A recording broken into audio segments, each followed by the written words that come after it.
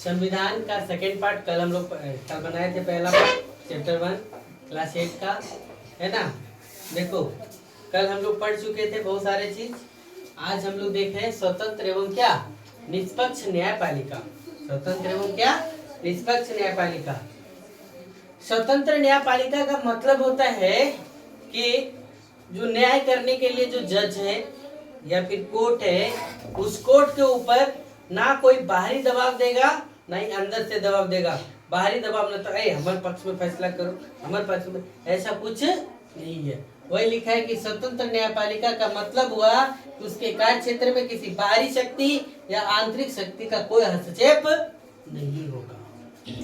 भारत में न्यायपालिका की स्वतंत्रता के लिए संविधान में प्रावधान किया गया। क्या क्या टॉपिक्स लिया गया देखो।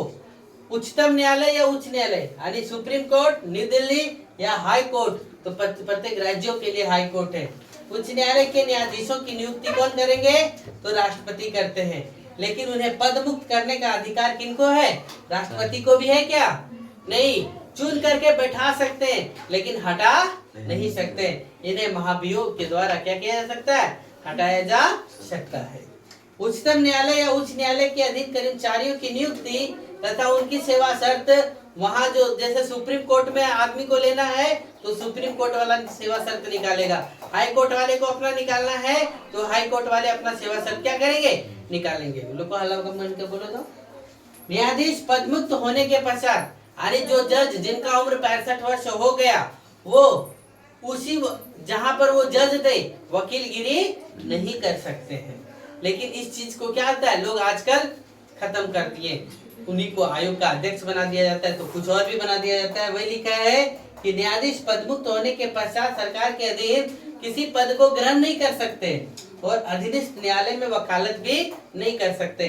लेकिन इसका क्या हो रहा है, कई वैल्यू नहीं चलता है। लोग क्या करते हैं, तो किन्हीं को मंत्री, तो किसी को राज्यपाल, तो विभिन्न आयोगों का क्या अध्यक्ष बनाता जा रहा है। समझ गए? फिर देखो चौथा पॉइंट, न्यायाधीशों व अन्य कर्मचारियों का वेतन संचित निधि से देय होता है। किस निधि से देय होता है? संचित निधि से। इसके बाद अगला टॉपिक कौन है? मौलिक अधिकार। क्या है? मौलिक अधिकार। संविधान व्यक्तियों को लिखित रूप से अधिकार प्रदान किया है, लिख करके दिया कि आपका ये क्या है? अधिकार है। मौलिक अधिकार को संविधान की अंतरात्मा कहा जाता है। मौलिक अधिकार को संविधान की क्या कहा जाता है? अंतरात्मा। संविधान के भाग 3 में, संविधान के किस भाग में? 3 में, अनुच्छेद 12 से 30 तक तथा 32 एवं 35 में मौलिक अधिकारों का क्या किया गया है? वर्णन किया गया। कितने मौलिक अधिकार दिए गए हैं? तो 6 मौलिक अधिकार। पहले कितना था? 7 मौलिक अधिकार था। संपत्ति के अधिकार को क्या कर दिया? हटा दिया गया। चलो नोट करो यहाँ तक, पहले तो समझो क्या दिया हुआ है? मौलिक अधिकार। कितने अधिकार दिए गए थे? मौलिक अधिकार संविधान में वर्णित थे 7 मौलिक अधिकार। कितने वर्णित थे? 7। लेकिन यहाँ पर 6 को हम बता रहे हैं। देखो, पहला है समानता का अधिकार, दूसरा है स्वतंत्रता का अधिकार, तीसरा क्या? शोषण के विरुद्ध अधिकार, चौथा नंबर क्या? धार्मिक स्वतंत्रता का अधिकार, 5वां नंबर सांस्कृतिक और क्या?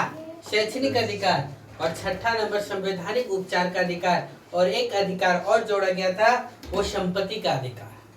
वो क्या था? संपत्ति का अधिकार। संपत्ति का अधिकार को 1978 में संशोधन किया गया, 44वां संशोधन किया गया और उस संविधान से संशोधन से क्या कर दिया गया? उसे हटा दिया गया। तो ध्यान से देखो, सबसे पहले एक एक करके हम लोग देखते हैं किसको? समानता का अधिकार। समानता का अधिकार का मतलब क्या हो गया कि देश के सभी लोग क्या है? कानून की नजर में क्या है? बराबर है। कानून सभी को क्या करेगा? समान सुरक्षा प्रदान करेगा। किसी को भी जाति के आधार पर, धर्म के आधार पर, लिंग के आधार पर, वर्ण के आधार पर, ईटीसी के आधार पर कोई भेदभाव नहीं किया जाएगा। फिर आया स्वतंत्रता का अधिकार। देश के नागरिकों को अभिव्यक्ति, विश्वास, संगठन बनाने, शांतिपूर्ण सभा करने, देश के किसी भी कोने में आने जाने, ईटीसी को स्वतंत्रता का क्या अधिकार दिया गया है। शोषण के विरुद्ध अधिकार। शोषण के विरुद्ध के अधिकार मतलब क्या? यह अधिकार मानव तस्करी के लिए है, बेकार है, बेरोजगार, जबरन श्रम को निषेध करता है। इसमें 6 से 14 साल की उम्र के बच्चे को आप किसी भी काम में संलिप्त नहीं कर सकते हैं।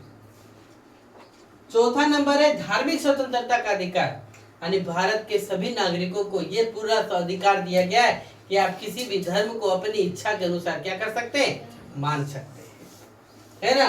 फिर आया सांस्कृतिक और शैक्षणिक का अधिकार, अर्थात अपनी संस्कृति, अपनी सभ्यता, है ना, अपनी विविधता को बचाए रखने के लिए जो अधिकार मिला वो कहाँ पर, सांस्कृतिक और शैक्षणिक अधिकार में।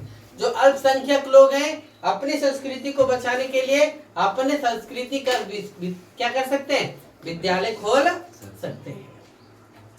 संवैधानिक उपचार का अधिकार, संवैधानिक उपचार का अधिकार, यदि किसी नागरिक को लगता है कि सरकार जितना अधिकार हमको दिया है वो राज हड़प ले रहा है मेरा, है ना, तो उसके लिए किसी भी अधिकारों का यदि उल्लंघन हो रहा है तो उस अधिकार के लिए वह क्या, अदालत में जा सकता है। ये आप लोग का ये था मौलिक अधिकार। कल हम आप लोग को क्या बताएंगे, मौलिक कर्तव्य।